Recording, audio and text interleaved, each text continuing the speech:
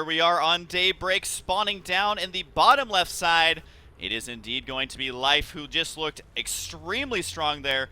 And in that game number 1, he's just going to have to carry that momentum. And up in the top right side, it is going to be EmpireKas. And out of any of the games that you've seen in the past of Kaz, like what can he do here to actually kind of make Life have to work for a win? I think he just needs to cut out on a couple of his own personal mistakes in that game. I think compared to the traditional cast we usually see, he made a lot of simple mistakes. I mean, with the Blue Flames, he didn't really achieve anything with them. He didn't have the same macro hat on that he usually wears. So I think that he kind of needs to tighten up a little bit, and then he can actually fight with any player in the world. So that's what he needs to do coming into this second game. And you also have to remember that this map, I mean, obviously it's laid out differently because it's a different map, but also in how the third base works, there's a giant entrance to that third base, which isn't really in existence on Antigua Shipyard unless you take down the destructible rock. So that is going to leave that third base a little bit more vulnerable, which means that Kaz may be able to, if he decides to continue with the Hellion attacks, have more success with that. But in the last game, he wasn't able, we didn't even try to do any drops with the Hellions and wasn't able to do enough damage here. So I'm kind of curious to see if he decides to go for more of a macro normal style that Terran players have been doing recently, perhaps getting a much earlier third command center in the main, or exactly how he does plan to follow this one up. But any predictions on what Life's going to do based on the map? Based on the map, I think he's going to play very normal. Very similar to how he played last game. I doubt he'll make such an investment in Lings. I think that was more of a reaction to what Cass was doing. But if we actually look at Cass, he's gone command center first here. So as I say that, depending on what Life sees and when he sees it, he may try to do something aggressive, even though it's Daybreak, even though it's long distances between bases. If somebody goes command center first, usually that obviously is a big sign of greed here, that Cass is going to be late on units, late on upgrades. So he may try to punish that. So it's very much open onto what Life's going to scout for him to choose what he's going to do. And right now, he's not going to be drone scouting, which isn't too uncommon versus Terran, but it is also going to be telling him a little bit late as to what's going on. He is going to be seeing that Overlord out there to the natural, see if the command center is down there. Should be able to spot that command center inside the main relatively easily. Going to be following it up with gas as well for Kaz in the main. And just the typical barracks going to be going down there. So nothing too crazy out of him, but he is definitely taking a big risk here going for that command center early. And right now you can see Life actually doing some delayed scouting with that drone. He was scouting all the way around his natural, knowing that that is a very common place to proxy anything. And not even necessarily just the proxy, but also the bunker can be so frustrating as well. It looks like he's continuing to scout around here as well.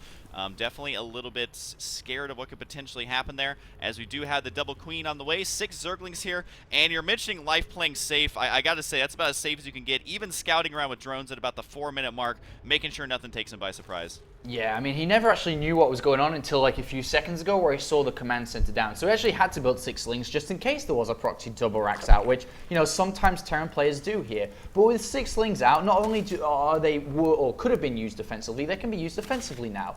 Cass only has 1 barracks down because he went command center first. He only has 2 Marines and has gone straight up to a factory. So those 6 Lings, even though they're in the main base of Life right now, they could have done damage, but because they went back to get that SCV, they're never going to be there in time, and Cash should be able to get these Hellions out, which he's trying to aim for right away once again. And he was able to scout inside the main base with the SCV as well. Saw that there was no double gas, anything crazy like that, so we can easily expect a relatively early third, or even following up with a lot of queens, which is actually what we see Life going to be doing here. So he's saying, hey, I'm kind of in it for the long term. I'm going to be doing creep spread, potentially getting that third base. And creep spread indeed. Down goes the double creep tumor, which we have seen a lot of Zerg players do this, where they basically just make additional queens. Their main goal is anti-air as well as crazy creep spread in the center. And we do see Kaz taking a very defensive stance here with the bunker there. That is going to be cleaning up. The Hellions are now done. And a starport on the way. And what is this starport for exactly? Starport this early on would be for a Banshee. It may not be for Cloak Banshee because I'm not sure if he can afford it, because he's only mining with 4 from all the gases. So I think it could be just a single Banshee just to do a bit of drone harassment here and there. It could be for a Viking early on as well, but most likely Cloak Banshees or single non-Cloak Banshee at the moment.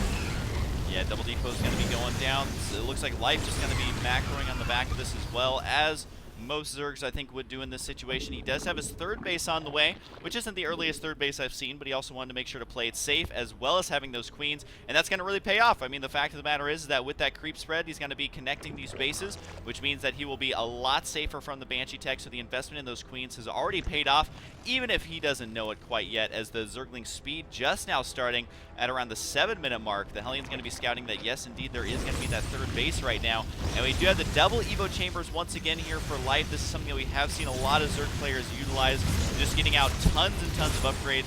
But as you can see, I mean, the creep spread's looking good enough that he should be safe from this harassment style. Yeah, I mean, the one thing that could be scary if there were Cloak Banshees, because he only has 2 additional queens, but because it's not, he's actually looking in really, really good shape.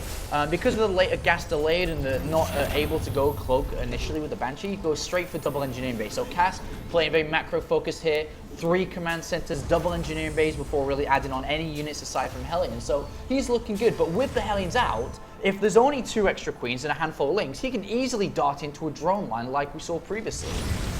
And he may attempt to do just that. However, he has revealed the amount of Hellions that he does indeed have. This is going to make the Banshee a lot stronger with these Hellions here to help work down the Queen. Hellion's not the best unit versus the Queen, but at the same time, when you have that many, it can really work out. He does not have enough for transfuses here, so that means he's going to have to retreat full on with the Queens. One does go down. That's not enough damage to make this worth it, though. He's going to have to clean up these Lings, potentially kill off more Queens as well. But the Banshee's very low on HP. You can see he actually has to return all the way home with that, unless he just wants to be continuing aggressive here. But it looks like that Banshee's so low on HP. Don't know if he's going to be able to take out this hatchery. I feel like the answer is no, though. No, he won't, but he needs to get away from these Lings. If he can squeeze out with most of these Hellions, that's a really, really good trade here by Kas, and things are going okay for him so far. And he's even going to try and bring these Queens down, but both of them have transfuses. Oh no, the other one doesn't just about, and oh, that Queen does survive, and the Hellions do get out. That was not so worth it, taking that much damage on those Hellions to not really do anything to the Queens there. Yeah, absolutely. Plus losing the Banshee, absolutely vital there. That's a unit that you want to retain as long as possible, because once the battles start happening in the center of the map, really the only anti-air that Zerg get these days, if they're not going Needleless tech, is going to be the Infestor. So having a Banshee there can help easily pick those off if controlled correctly. And the fact of the matter is that he ended up losing that right away.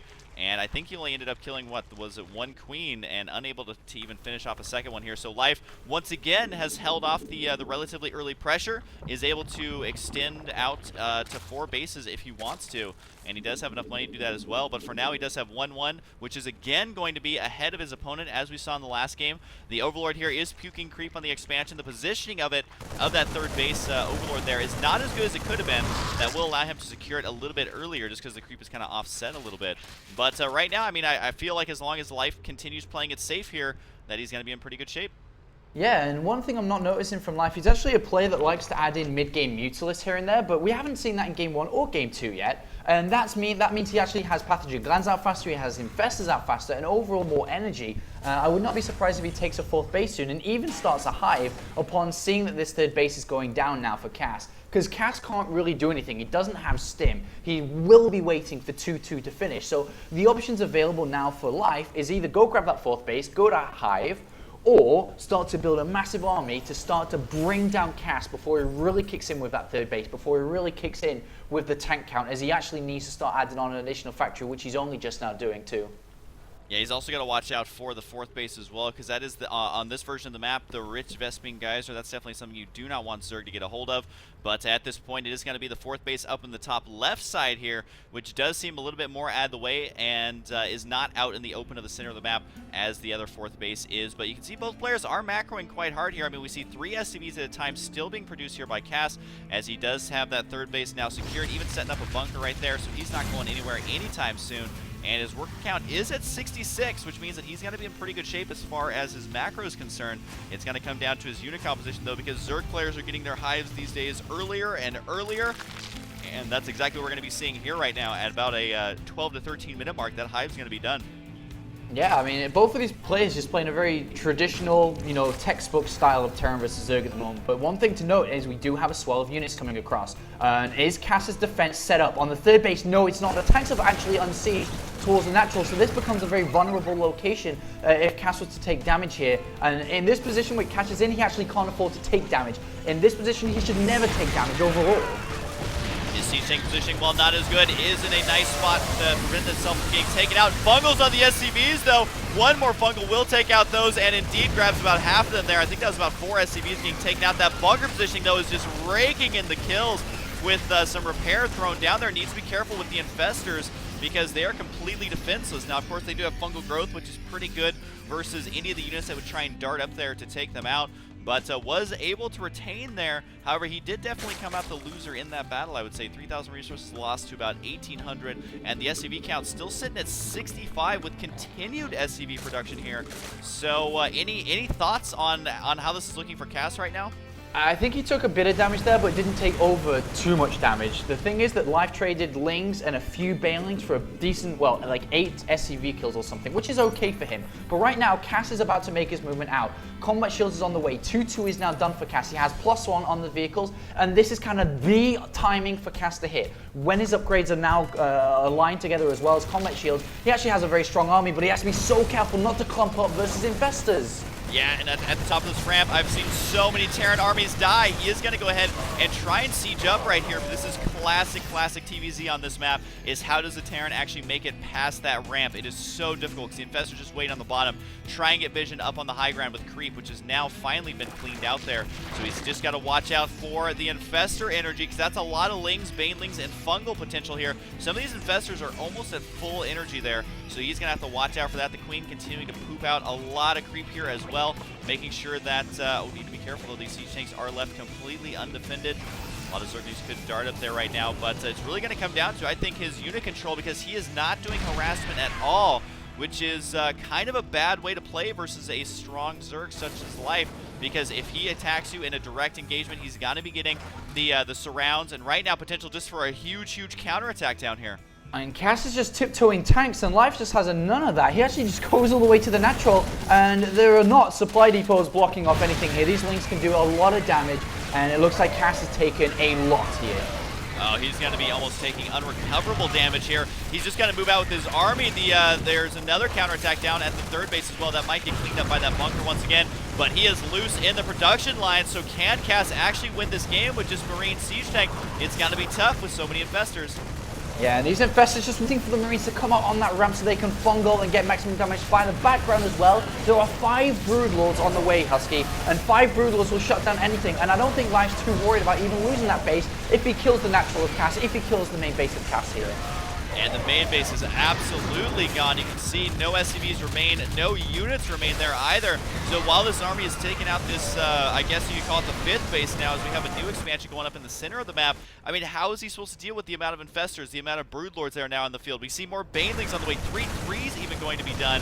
And it looks like Kas may be able to finish his own 3-3 just because those units are not attacking the engineering base, just now swinging over there to do just that. So we'll keep an eye on those upgrades. I think they will get taken out before they finish, though. It's going to come down to the last couple of seconds, but really, I mean, one player has income while Kas does not, and that's going to be so tough for him.